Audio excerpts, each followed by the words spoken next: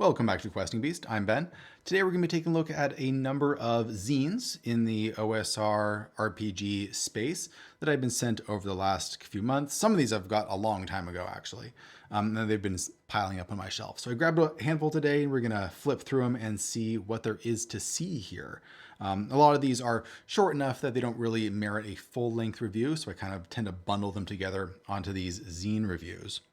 Before we get started though, shout out to all of my patrons over on Patreon. They do an amazing job at supporting the channel. If you would like to do that, you can head down to the description below and check out that link for yourself. If you are a patron, in the next month or so, I will be sending out the first draft of the next edition of Knave 2nd edition.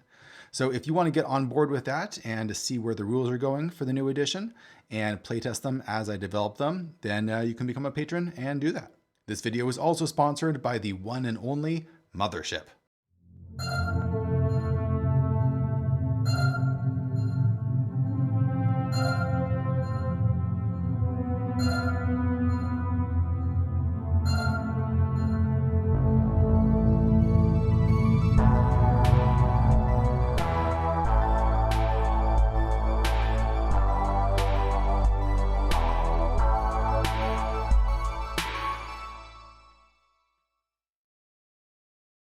All right, so today we're going to be looking at Aquilus, issues 1 and 2.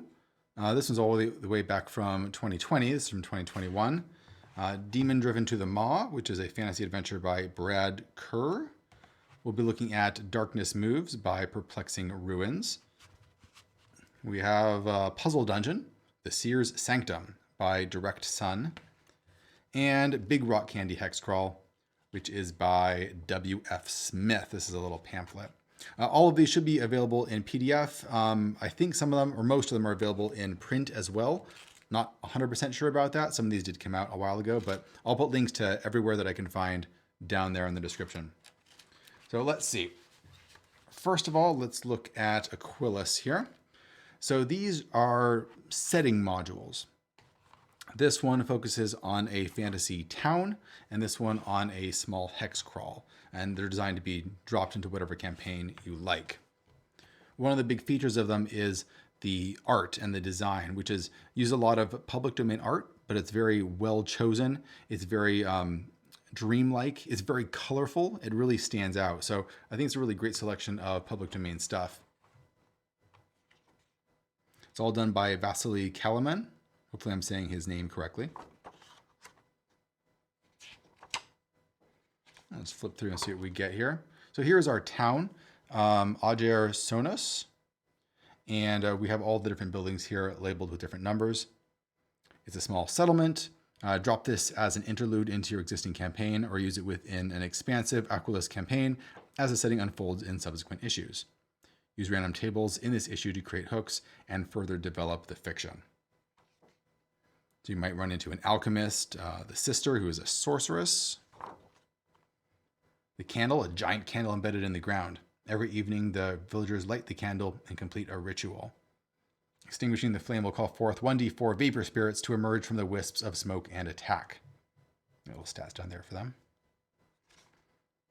Great art. I really like it. It stands out from a lot of the standard OSR public domain art, which tends to be very black and white, very kind of grim. And this stands out by being more colorful, being a little bit more flavorful. And yeah, I like it a lot.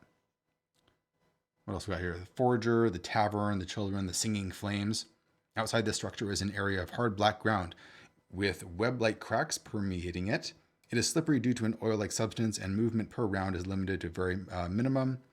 Periodically, small flames will burst from the ground and begin pleasantly singing to visitors in an unrecognizable language. Singing flames are found all over Aquilus. It's nice and weird. Some river folk with a table. What are the effects of consuming protoplasm? Heals minor wounds, nausea and vomiting. The PC's eyes glow with the strength of a candlelight for the next day. Or save versus poison or die. Probably shouldn't be going around drinking ectoplasm. The vivisectionist, who can sell you some elixirs, like added to a liquid instant boiling, or immediately and permanently weld two metal items together. Some nice weird effects. Some gossip, what's going on in the town? Some residents can generate phosphorescent light at will from their bodies, or so they say. At night, everyone has the same recurring dream. Some events, like a funeral procession, or some winged creatures fly overhead, each carrying a rider. Some tomes, not necessarily magical, but weird if you want to dig through people's libraries. Reading this book creates a link with an ancient being through dreams.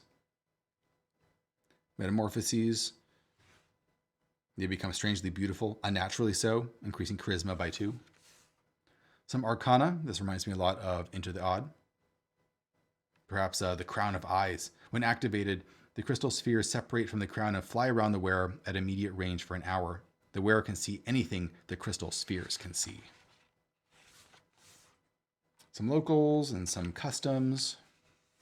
You can search the body. Maybe find a compass that points to the nearest source of fresh water.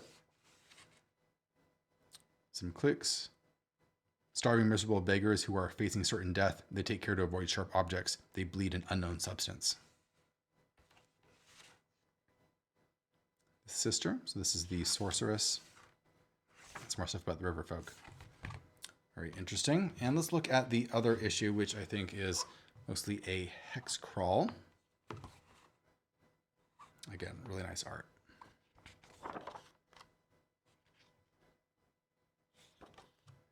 Here's our Hex Crawl. It has a number of different little regions, the wetlands, the mines of Logos, the spires. Got a river here, a little lake. And we have, let's see, like 6 different major locations, which are going to be spelled out in here. Some ways to describe the region. Clear and pastoral, full of wondrous forms, each vista more beautiful than the last. Show some images to players, like the inside front cover of this issue, to get a sense for what you're looking at. Exploring hexes. So as you're walking from hex to hex, I guess you can roll on this and slowly start placing different interesting landmarks here and there. A garden infested by a deadly plague. A tower with a large network of tunnels created by the former residents. I think most of the zine is random tables, which is definitely not a bad thing. I like some good random tables just to give me a lot of inspiration. It also makes the zines very reusable in terms of not only running this campaign, but if you're running other campaigns. If you just want some weird effects to put in your hexes, there's tons of things here that you can steal. Especially the weather here, which is all very strange. Orange gas, mood altering, can cause victims to be loving or violent. A blazing comet, gold dust. Here's some hex encounters, anything from starving beggars to criminals on the run from the law, or a corpse falls from the sky in front of the party. I feel like that's probably a Morrowind reference. Locations, the Austerian Gardens, the Rainbow Lake. And we have Chios, a humble trading post populated by pilgrims who left populous cities to establish a communitarian utopian movement.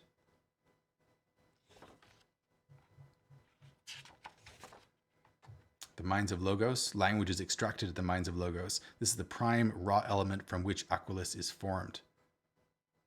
Interesting. How is raw language refined? The miners feed the extracted substance into a freestanding machine, complete with knobs, dials, levers, and chimneys of various widths and heights. The apparatus resembles a steam engine from the 19th century industrial age of Victorian era. Halgarth. You can roll for its population, its rulers, government. Man, that art is so cool. You can expand it using information from some other city supplements. A lot of these I've reviewed in the past, actually. Yun Zuin is really great. Fever Dreaming Marlinko, Magical Industrial Revolution, and Electric Bastionland. All top-notch products. City residents. You could have a zealous fanatic who is in deep debt and has exquisite mastery of the law. City factions and cults. Perhaps secretly a dark magic caster, and they produce a rare item. Some encounters. Children offer the party apples that they picked, or a crowd gathers to observe a miracle. Some rumors, like complex board games, can be played with ghosts somewhere in the city. City life. Crying in public is punishable by ruinous fines or exile. Institutes. Let's roll up a random one here. The Faculty of Hermetic Alteration. or the union of spiritual chronomancy. And spheres. Rolled a D18 for astonishing orbs available at Halgarth shops. What's a good sphere? The sphere of upward levitation. Counteracts gravity, permitting the user to rise up to 300 feet vertically into the air. Crafted in sky blue nephrite. Connections and links. So I think this connects different locations together with reasons why. Well, let's look at an example here. So if we have like the Rainbow Lake and Halgarth, the city, connect them together. Secret cults in Halgarth covet magical items found around the lake for the promise of power and extended life. Several cult members secretly resist and are engaged in destroying magical items to thwart the other's plans. Very neat. Lots of good information there to steal if you're creating your own hex crawl and you just want a whole bunch of interesting characters or weird effects. What else we got? Driven to the Maw. This is a short little adventure. It is, how many pages? 15 pages long. More like a short little encounter or event, maybe about one session long, that you could drop into another campaign that you were running. Fernhurst Castle. So what's going on here? A thief has stolen the famed sky marble from the king's bedside. It's the talk of the town. So then he is run off to Fernhurst Castle to hide. However, there is a party going on in this castle. Unfortunately for everyone, most of the people involved are devils who are throwing a party. And halfway through the party, you're going to find out about it, and things are going to be bad. Are you going to be able to escape with your life? Are you going to be able to get the jewel from the thief? You're going to have to play to find out. In 4d4 plus 1 turns, about 10 minutes, you enter the nightmare phase when things get really bad. And the whole castle turns into a burning hellhole, which you have to try and escape. I love a session with a countdown where the danger ratchets up, which is something that I did in The Waking of Willoughby Hall, because that adds a sense of tension and it really changes the environment. So if you're there for a really long time, it's not going to stay the same the whole time. A number of people you can encounter there.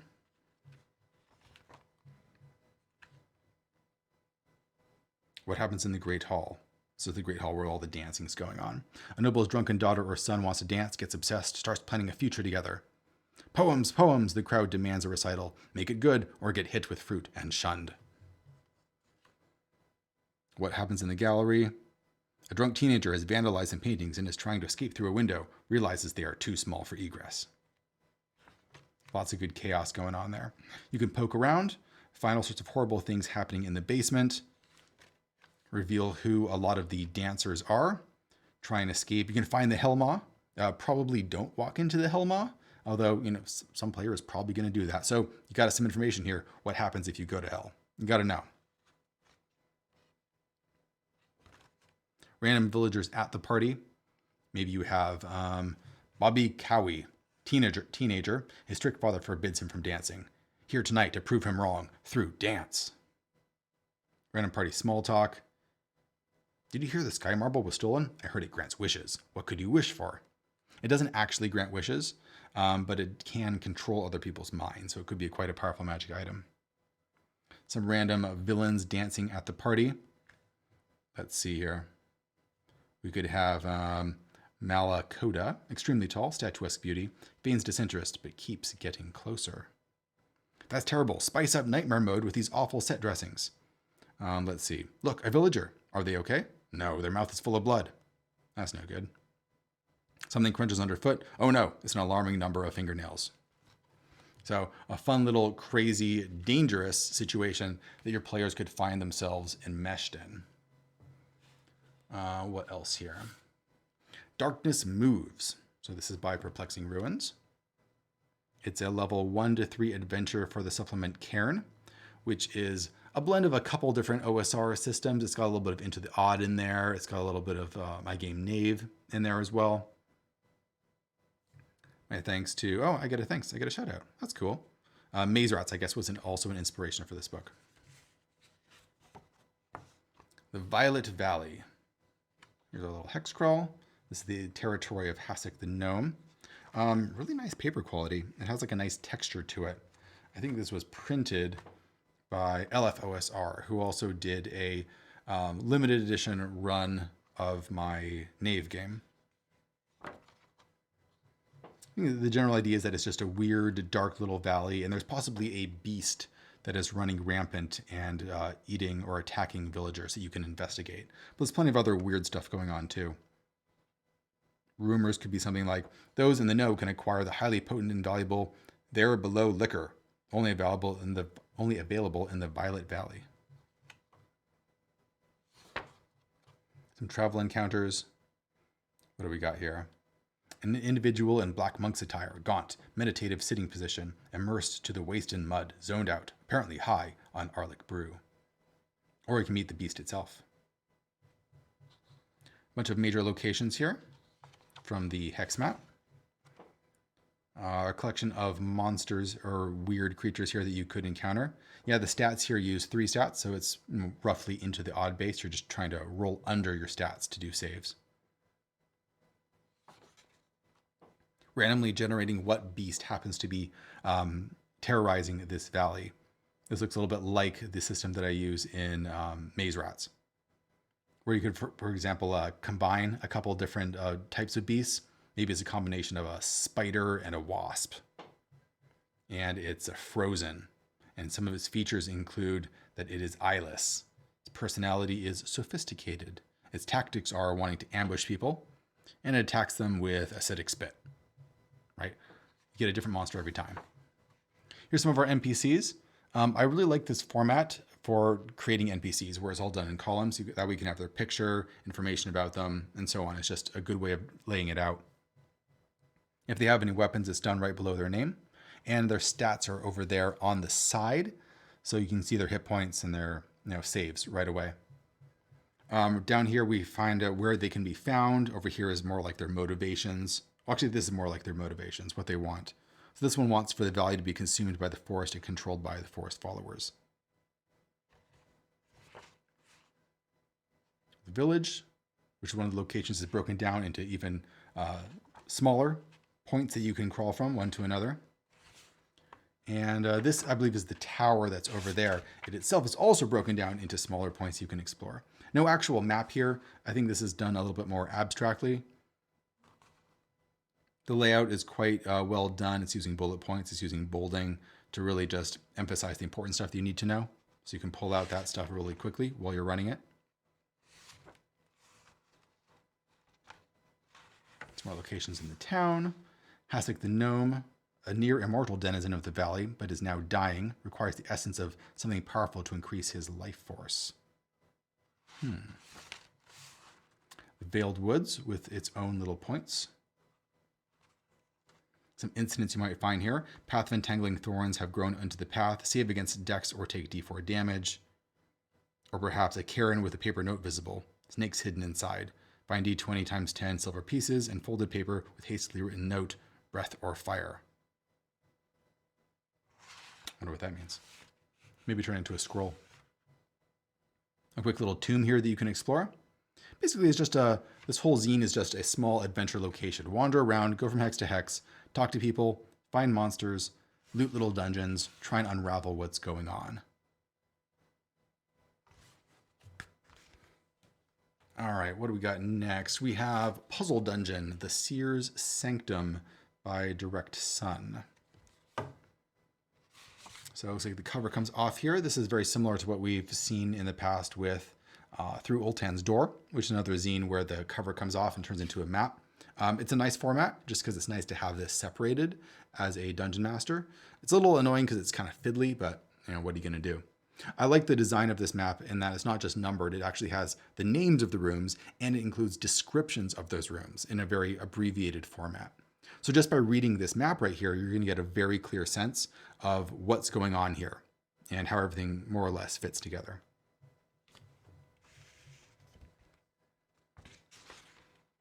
The general idea here is that this is a puzzle dungeon. There's not a lot of combat, or at least combat is not essential. It's going to be more about studying the place carefully, figuring out what's going on, trying to get out. I think the general setup is that players have been kidnapped by some interplanar brigands who have trapped them in this location, and they're testing them to see if they can get out. You're looking for jaunt lenses. which are these magical lenses, which if you use them correctly can help you get to other planes and out of this weird dungeon. We got a fetid fountain with a mirror of tap. And this allows you to see past states of the dungeon and its contents. It's a great way to build some puzzles around that. It allows you to see there's a Medusa here, so you can look at the Medusa in the mirror and not die. It's a classic solution. We've got a room here with some levers to pull. Players love pulling levers, figuring out how the different mechanisms work. There's a gelatinous cube that's stuck in the works and can pop out and cause problems for you. The jaunt lens stuck within it. Getting stuff out of a gelatinous cube is always an interesting challenge.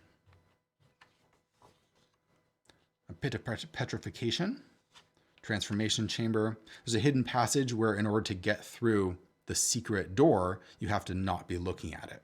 And that is a pattern that I think that we see throughout this dungeon, where a lot of things depend on you looking at them or not looking at them. Once you pick up on that, you gain a lot more control over your environment. For example, there's these monsters here that are inside the secret room, and because they're like an eyeball, they're always looking at that door, so you can never get out until you've killed them all, or until you've convinced them to look away. There could be more than one solution. Here's another chest, which remains open only when no one is looking at it. So I guess you have to close your eyes and reach inside. Navigation room, where you can use your jaunt lenses and combine them with planar tapestries. You put them in the right place and it's going to allow you to travel to different planes. Purgatory foyer. There's a Medusa trap down here. Perhaps you can ally yourself with her. She does want to get out as well. If you play your cards right, you probably won't have to fight her. Fighting a Medusa is just generally a bad idea. Unless you have the mirror and you're using it correctly, you're going to probably get turned to stone. There we go. Short little jaunt for your players to explore a little place, try and figure it out, try and escape. And lastly, what do we got here? This is Big Rock Candy Hex Crawl. So this is a pamphlet, really. I guess you could get the PDF and print it out yourself, no problem. And it is a build your own hex crawl through a lackadaisical, idyllic paradise for use in an existing campaign or as a one-shot. It uses tiles from Settlers of Catan to generate the map as the players explore. That's a fun assumption that everyone is going to have Settlers of Catan, because it's probably true. What are some rumors here? One evening as the sun went down the track came a hobo hiking. So this all seems to be based off of the American folk song, Big Rock Candy Mountain, which I believe was written during the Great Depression in the 30s, and basically is a song about a hobo wishing for this magical land that's like a hobo's paradise. It's a really fun song. I recommend you checking it out on YouTube if you haven't heard it before. As a kid, I heard it a lot because it was on the Oh Brother, Where Art Thou soundtrack, and I listened to that a lot. So for the Big Rock Candy Mountains, you can find a shortcut to the crystal fountains. Gaze upon the food pyramid deep in the desert, but only the most daring can bypass the traps guarding its loot. So as you explore, basically you just put all of the Settlers of Catan hexes in a pile, maybe upside down, and pull them out randomly as you explore in one direction or another, and then you see what's there. So in the forest, fields, or pastures, it could be a bluebird singing, a giant spider, a robber baron, blind Pinkertons. Weather is, there ain't no snow, the rain don't fall, the winds don't blow. These are all lyrics from the song. Generating hexes. Maybe if you enter the hills, what's there? Little streams of alcohol come trickling down the rocks. A lake of stew and of whiskey too. The lake of whiskey is definitely a rare occurrence. Food pyramid traps. You want to explore the food pyramid. Some treasure. You're going to be rolling 2d6 and adding the number of tiles on the table. So the more that you explore, the more the more likely it is that you're going to get some of the really rare traps. Like 30 or plus, you're going to get the keys to the pearly gates. But lower than that, you could get a magical instrument, like a banjo or a kazoo. Character backgrounds and trinkets. So you can combine these two tables here. By rolling on them, you could get an honest jailbird or a bankrupt ranger. And some trinkets, you might get a chewing canteen or a caramel lasso. So there's little procedure here for doing hex crawling, but you can easily bolt this onto whatever system you happen to be using. It isn't, system specific. It's quite neutral. That's a lot of fun. As a little, I guess you could do it as a one shot, or maybe even have it as a kind of demi plane that the players can escape to just for like one session on their way to some other plane. That would be fun. All right, that's all we have for today. As I mentioned before, I'll put links to where you can find these things in print or in PDF down in the description below. Please consider joining the Questing Beast Patreon if you'd like to help support the channel. And thank you for watching. See you guys next time.